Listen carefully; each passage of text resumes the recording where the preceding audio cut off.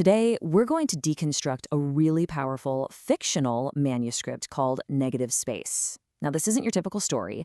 Think of it more like an architectural blueprint of a human experience, one that gives voice to the profound struggle of just surviving, especially when living feels almost impossible. And this is the very first line: "The body is a room I cannot leave."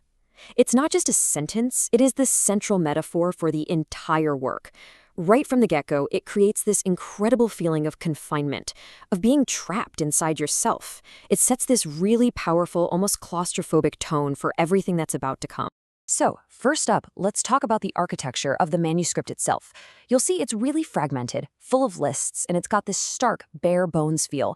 And those aren't just stylistic choices. Nope, they are a direct mirror of a mind that's fractured, a consciousness at odds with itself and the world around it. The title itself is our first big clue. In art, negative space is the empty area around an object. It's the space that actually defines the subject by its absence. And that's exactly what this text is all about.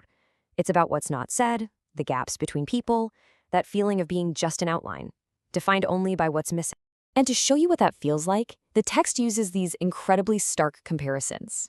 Here, the intimacy you'd expect from a lover and the cold examination of a coroner, they become the exact same thing. Both undress you with clinical hands, both make notes, and both leave. It completely reframes human connection as this kind of forensic invasion that just ends in abandonment. So this unique structure, it actually evolves into an attempt to build a whole new language. The manuscript doesn't just describe pain, it tries to categorize it, to put it in boxes. The narrator uses things like lists, glossaries, and taxonomies, all in this desperate effort to bring some kind of order to an experience that feels completely and fundamentally chaotic. For example, look at this.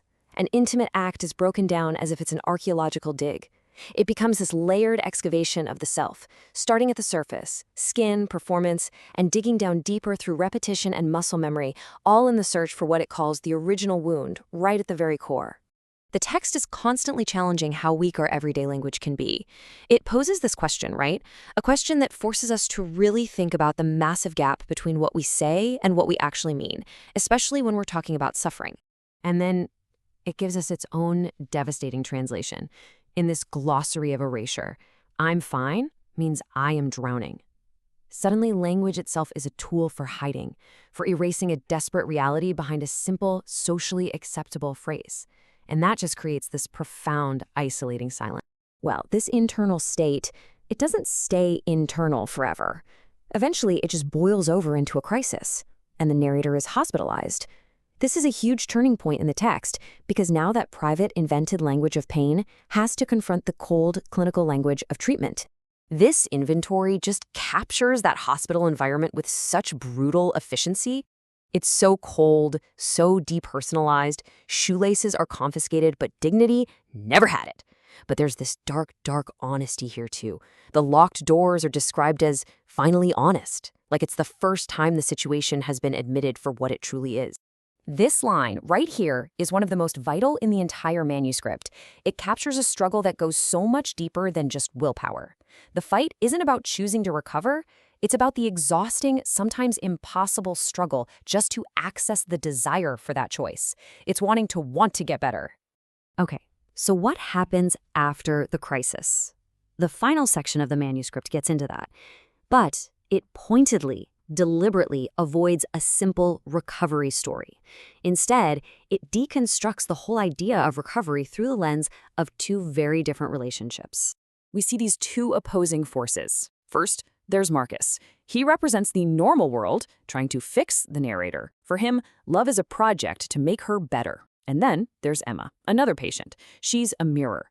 Their connection isn't about fixing anything. It's about mutual witnessing, just seeing and understanding each other's reality, no judgment. So after a disastrous holiday that was supposed to help, the narrator makes this list, and it's just this powerful dismantling of all the common platitudes. Sunshine, love, positive thinking, all of it crossed out. It's a moment of really grim clarity that ends with the most painful rejection of all, Marcus. Even his love, his good intentions, they're not a cure. So how does a text like this even conclude? Well, it doesn't wrap things up with a neat resolution or a cure. It ends with a really difficult, profound statement on what survival actually is. This is the ultimate question the manuscript leaves us with. It suggests that for some people, the daily goal isn't about thriving or finding happiness.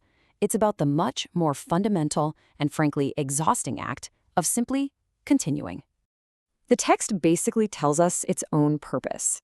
Its real power is in its refusal to give us a happy ending. This isn't a story about getting better. It's a document, a piece of evidence, chronicling the grim, ongoing mechanics of just staying alive. And it all builds to this one final point. The manuscript strips away everything, plot, hope, resolution, to focus on one single monumental act, continuation, against all possible odds. Still, that's it. That's the last word of the manuscript. It isn't an answer. It isn't a resolution. It is a statement of existence. The profound, exhausting, monumental act of simply continuing to be here. Still,